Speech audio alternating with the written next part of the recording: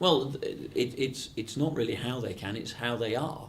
I mean, if you look at some of the things that we've been working on within colleges, some of the creative ideas, some of the design ideas, some of the colleges have actually been designed the adverse side of the 50 pence coin. We've got catering skills. I've been involved in some of the world skills programs where these have all been, many of those programs have been geared to creating opportunities and upskilling some of those young people for these tasks.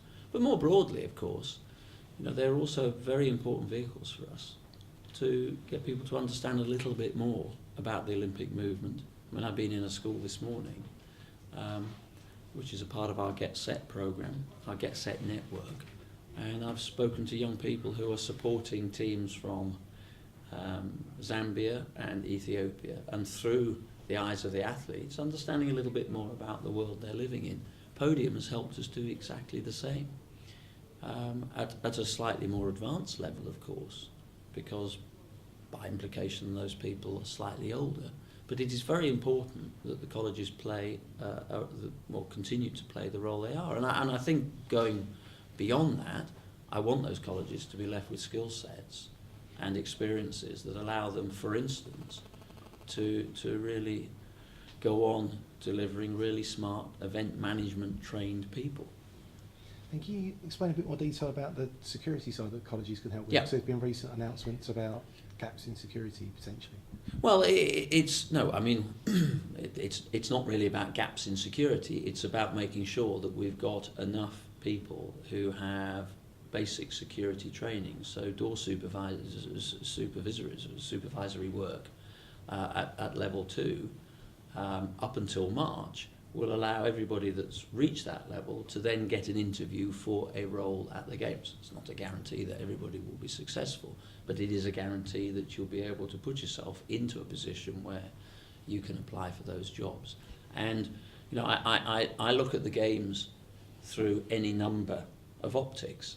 I've been lucky enough to have competed in the Games. I'm lucky enough to have reported and written about the Games for broadcast and written media.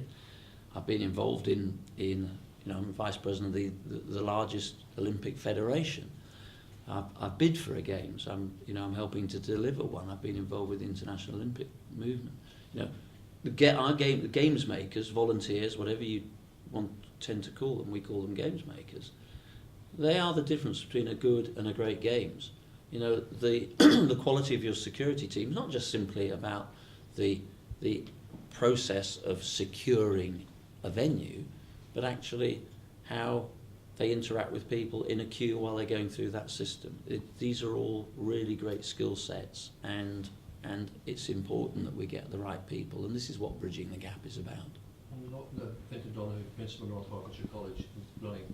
Yeah, absolutely. Sorry, I should have. So maybe just to help you with that question as well is, you can't quantify the benefits that the Olympics will bring to young people in the security area, because already at this moment in time, large numbers of students are actually currently doing work in things like festivals. Yeah. They've done Cheltenham, they've done Wimbledon, they've done all those things. And of course, at a time when we've looked at the economy needing ways of generating earnings, the prospect of saying to 5,000-6,000 young people across our colleges, Ian's colleges and the others, actually you can go to the Olympics, but you can also earn £2,000-3,000 over that period in the Olympics and the Paralympics.